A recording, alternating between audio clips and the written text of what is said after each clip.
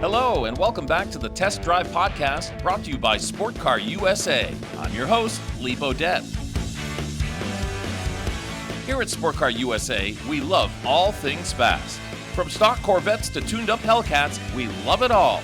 So buckle up and come for a ride on this week's episode of Test Drive.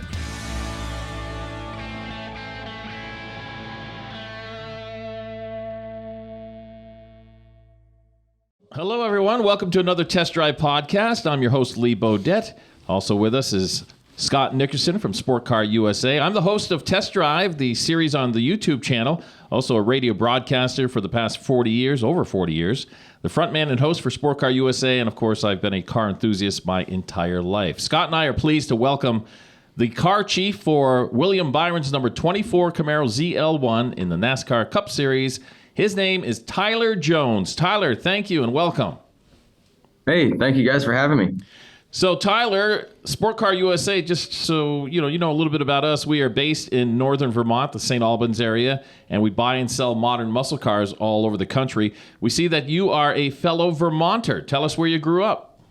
I am. I actually grew up in South Royalton, so central Vermont, and I went to UVM for 2 years after I graduated. So familiar with the St. Albans, Burlington area pretty well, actually. Well, before we get too much into our show here, we did want to touch on the flooding, which I know you've heard about in Vermont, devastating flooding. Have you had any family members or friends that have been affected by this terrible flooding? Not that I'm aware of. My dad's been kind of keeping me up to date about it. I'm hoping to get up there actually this afternoon, late evening, and be able to go see my grandparents over in Rochester. But there is some concern that the river over there is flooded enough that we won't be able to get to them. But as far as I know, everything is a go. Are there any other Vermonters that you're aware of in the NASCAR series? There's a few, actually. Two of our engine tuners, the number 9 engine tuner for Chase Elliott, his name is Tony Bove. He's actually from the Burlington area. And then Steven, the other tuner on the 5, is from Vermont as well. So there's a few of us, actually. So how did you get started in this line of work, if you will? So kind of started young for me. My dad and my uncle, when I was a young kid, had some late models, pro stocks, I guess we called them, ran around, some of the local tracks, when I was elementary school. So was exposed to it pretty early. We had a shop at my grandparents' house, and I'd spend most of my days after school when I was young going up there. I really wasn't able to help much then, but I think it stuck with me. It felt comfortable, and we actually took a field trip when I was in first grade, I believe. Took the whole class up there to see the cars. So that was a cool thing. I still can remember that. So basically built an ACT car as a family, and that was kind of the end of the family racing. I think that put us to our max cost on what we could spend on stuff. So my uncle had a chance to move down to North Carolina with one of the guys that was racing at the time, the Alsop brothers, Nipper and AJ. So he took an opportunity to move to North Carolina with them. Fast forward, after I was out of college, I was actually end of my second semester and trying to decide, where do I go from here?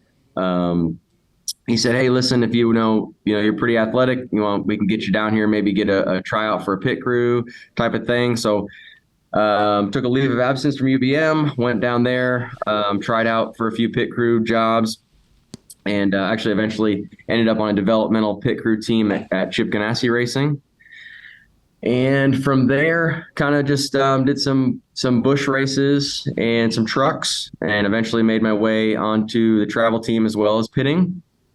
And then after that, it was I did a little bit of truck racing, and then I made it to Hendrick Motorsports. So another question, just thinking about that too, is what does a tryout look like for pit crew?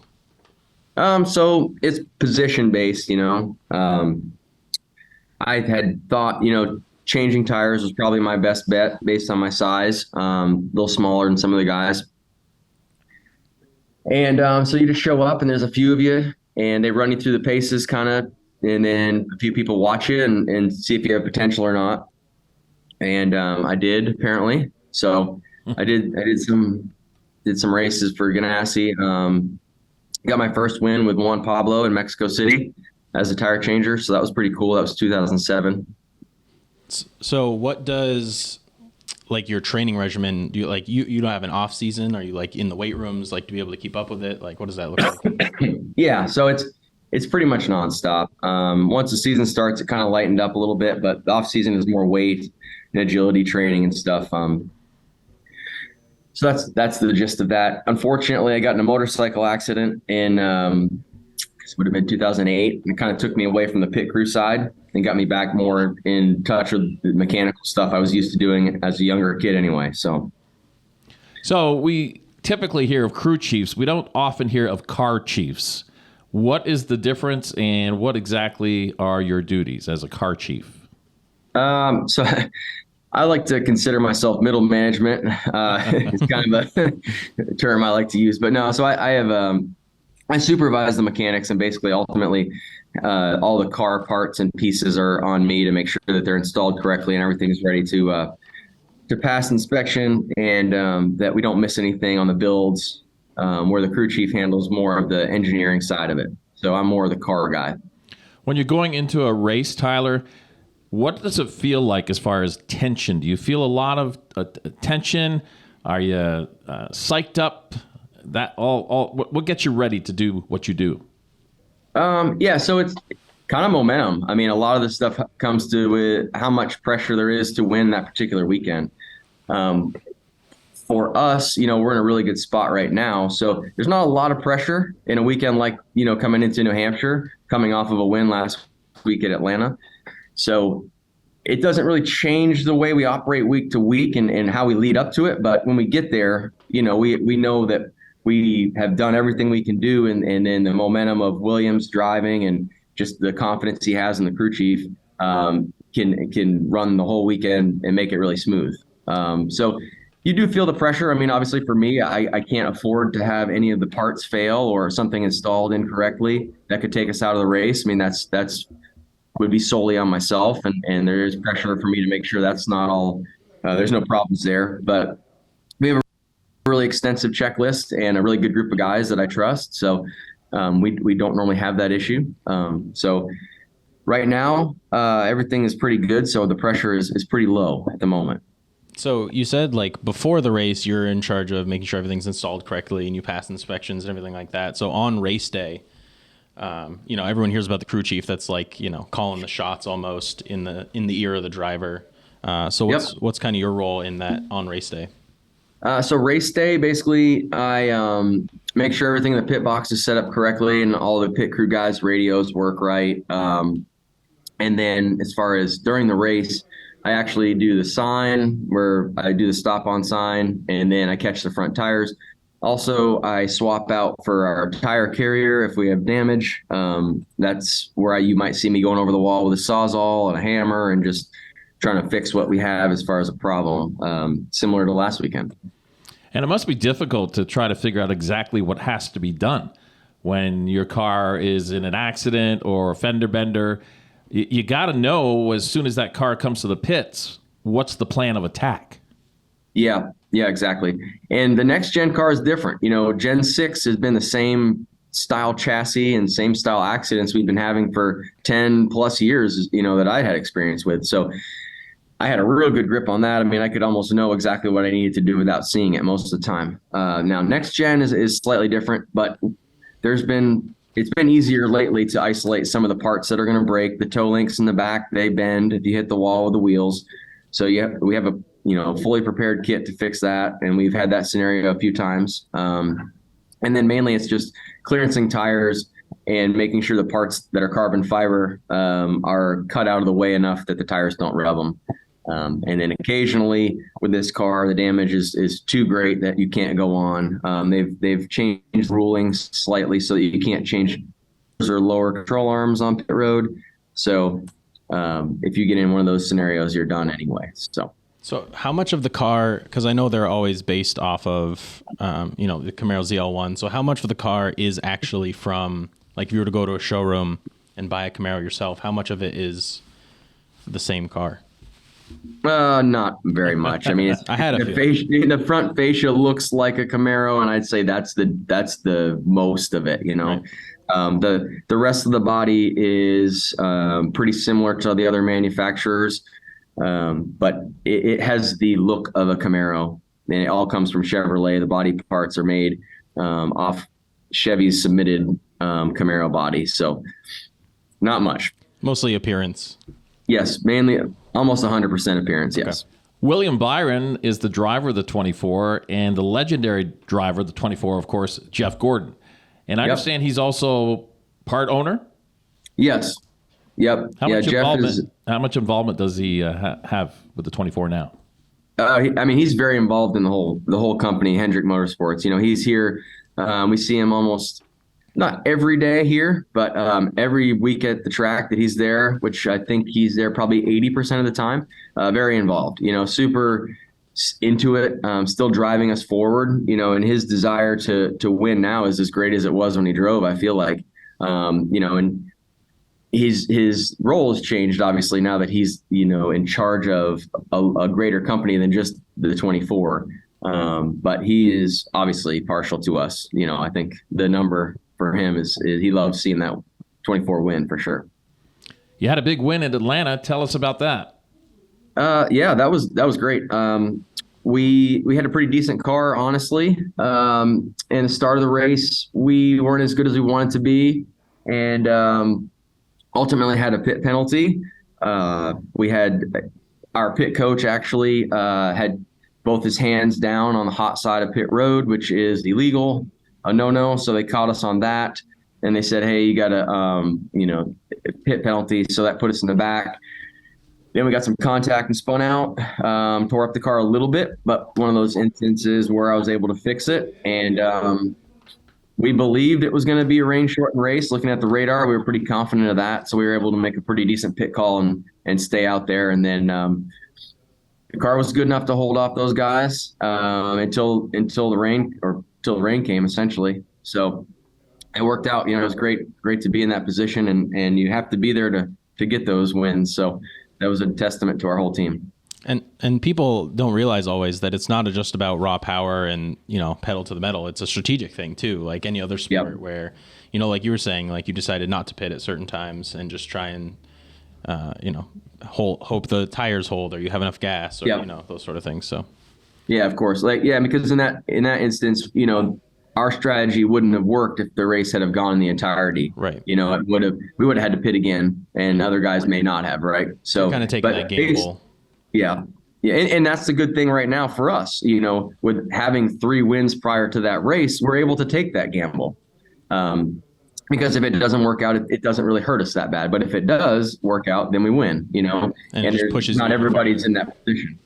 Right. Yeah. We're talking with car chief for William Byron's number 24 Camaro ZL1 in the NASCAR Cup Series, and that is Tyler Jones. Tyler, you're talking about momentum. You had a big win in Atlanta. You're coming into New Hampshire. How has the 24 fared on the New Hampshire Motor Speedway?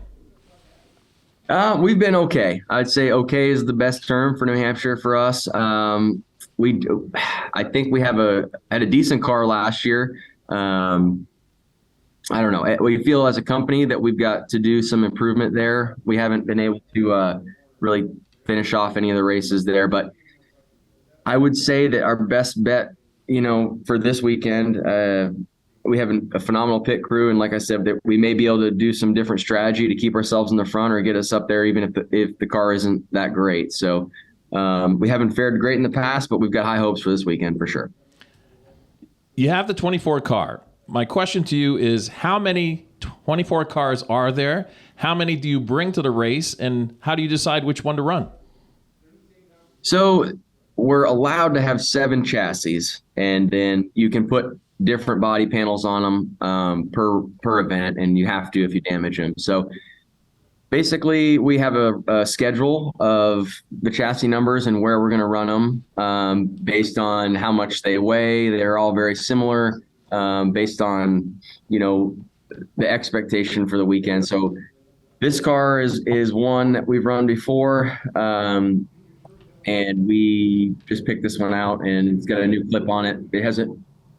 Last 2 weeks, there's been a new clip that NASCAR designed. It's going to have more give, so it doesn't hurt the drivers if they get in an accident. I don't know if you saw some of that stuff they posted, but so this car is what you call a short track car. One of our lighter ones, we feel like, and some of the stuff you have to put on it makes it heavier, but everybody's bound to the same weights.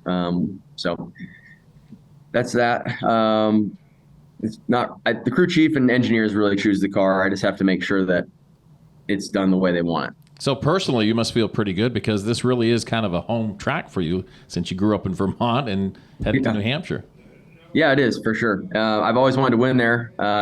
You touched on it. I mean, I really want to win there. We just have never been that close, It is one of the last tracks on my bucket list to win at, for sure. I've, hit a lot of the high spots in my career with some of the wins, but definitely put this one on the calendar as one I just love to hold that lobster, Well, you'll certainly be fighting some weather this weekend too, it looks like. So yeah, hope you can get the race in. I hope so too. Yeah. How do you prepare for that when Scott mentioned the weather could be a little tough this weekend? Is there any special preparation that goes in it when rain is in the forecast? Weather and temperature for sure. Just a quick note on the cars. So these cars are super, super temperature sensitive when you're building the cars and keeping the bodies within spec. So, I do a lot of research throughout the week, keeping up with the weather and like the temperature of what it's going to be when we unload the car and get it inspected. So this week looks like, it's going to be 70 and possibly raining or overcast, first thing in the morning. We start inspection at 7 on Saturday morning. So knowing that, we have to build the car to a different spec than we would if it was going to be 100 and sunny. So from the car side, that's how we prep for that. And then, the rest of it is making sure that all of our car covers and equipment stays covered up the best we can, because there's a ton of electronics and IT stuff and all the generators and the pit road carts and the pit boxes and everything. So the truck drivers do a good job. I keep in touch with them on the regular. Actually, Jason Gray, our trucker, just barely parked at New Hampshire. He just gave me a text right as we started this. So and then that's the biggest thing, is keeping stuff dry and making sure you understand what's going to happen to the car in the temperatures. The speedway itself, New Hampshire Motor Speedway, is not a high banked track. Is there any special preparation for that? Typically, it's deciding on a brake package at a place like this. A high braking track, normally is what becomes with the tracks that don't have a lot of banking, right? Mm-hmm. Inherently, you have to slow down more if there's not as much banking. So a lot of it is brake package in how much cooling you're going to have. The 24 has 4 wins in 2023. Kyle Larson has 2. So your crew must be feeling overall very satisfied at this point. Yeah, I know we are. We work right beside those guys. They're right next to us on the plate over. So really good group of guys on the 5 as well. We feel satisfied with what we've done. But, like I said to our guys, I said, this is one of the years where, if you just keep the momentum going and we stay on it and we keep pushing and don't get just happy with 4, I don't know where it could stop, right? We, at the end of that Atlanta race, I said, hey guys, listen, I said, cheers to 4 and 4 more, right? Like what's keeping us from doing it?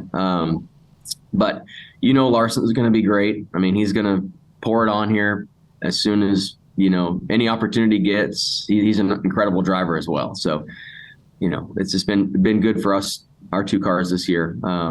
Unfortunately, with Chase's injury, we're really trying to help him along and push him along and make sure that they make the playoffs, as well as Alex. So it's good to have a good team around you. It really helps you, get there, because you are individuals and only one person can win. But at the end of the day, you are, in certain scenarios and strategies, being a team. So yeah, absolutely. Yeah, and they're all good guys. Like we don't have after a win, whether it's us, it's the 5, it's the 48, the 9, it's all, hey, great job, guys. Everybody's, proud of each other, and they come around even after the race and slap your hand and say, good job, because ultimately at the end of the day, everybody gets a bonus, right? Right. So that's good.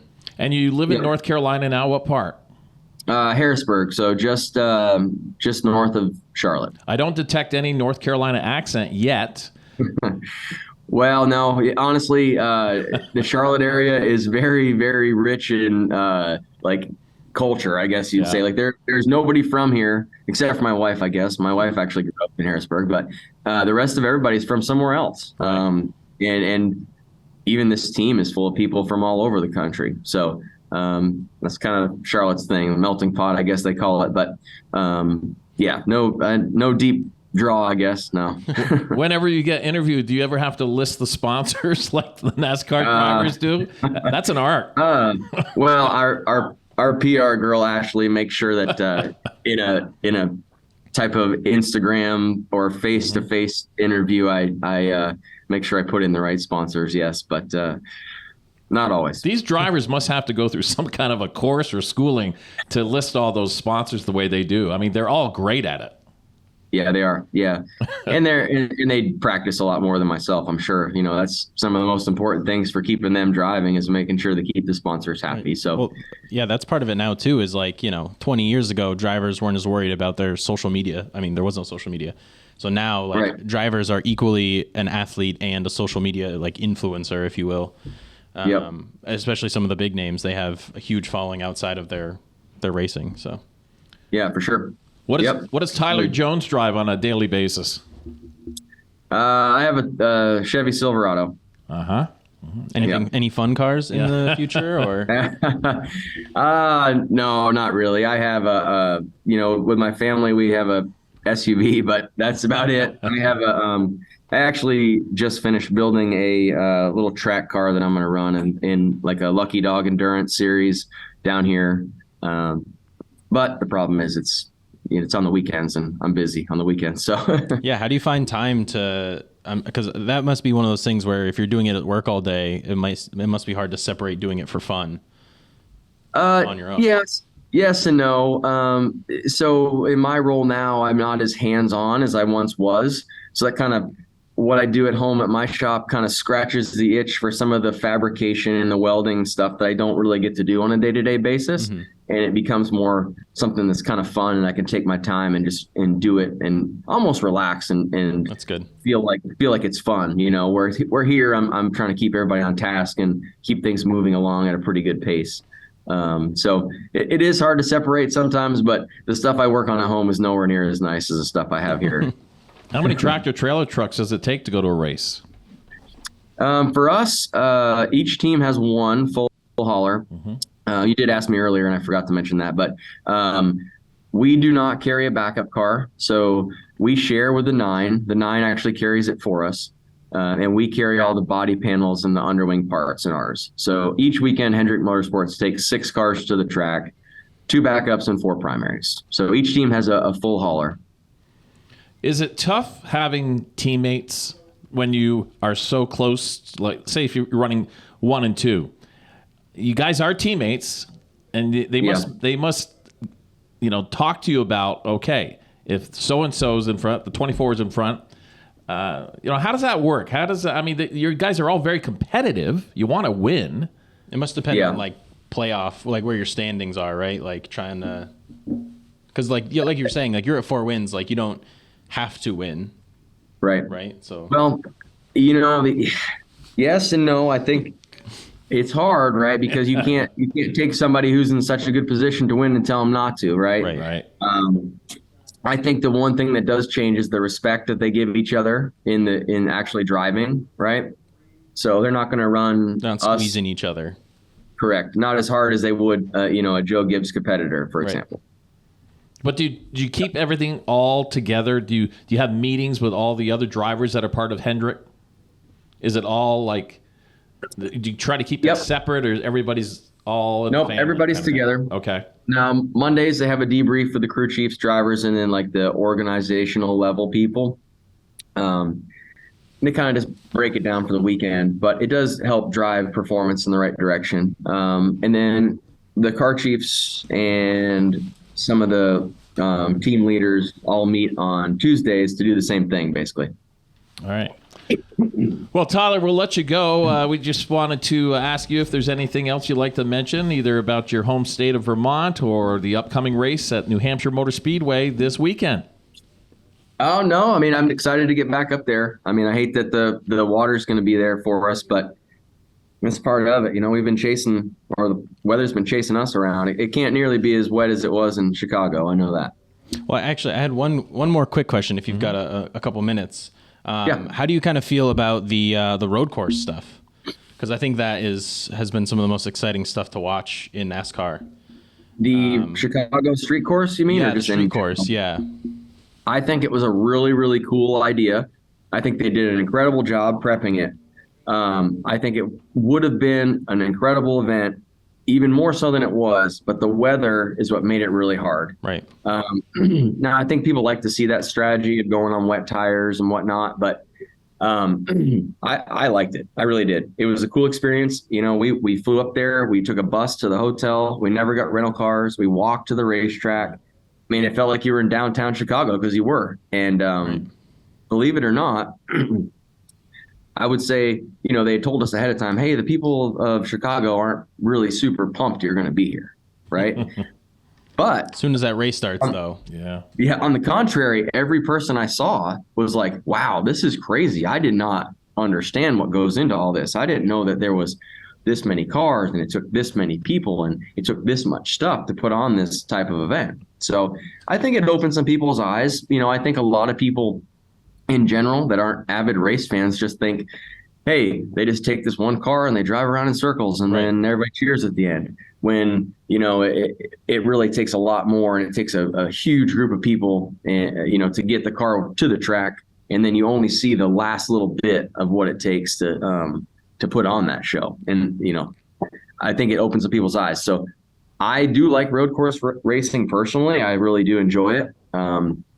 So I thought that was a really cool experience for everybody. I know that the weather, like I said, I was cold, still cold for 2 days afterwards because the rain just did not stop in the morning. But I think it was an awesome thing, and I hope that we can go to more venues like that. Yeah, it'd be cool to see what other cities get that sort of treatment. Yeah.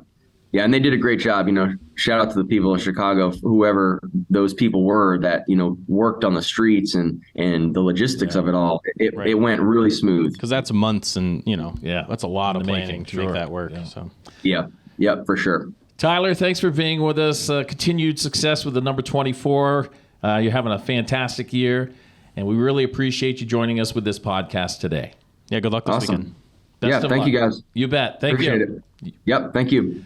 Bye. Okay, Car Chief William Byron's number 24, Camaro Z1 in the NASCAR Cup Series with us today. We want to thank you very much, Tyler. Thanks to Scott Nickerson from Sport Car USA for being with us as well. And thanks for listening to our Test Drive podcast. I'm Lee Bodette, your host. Check out our Test Drive series on YouTube. And we'll see you next time on our Test Drive podcast. And remember, let's never forget the men and women serving this great country of ours. Goodbye, everybody.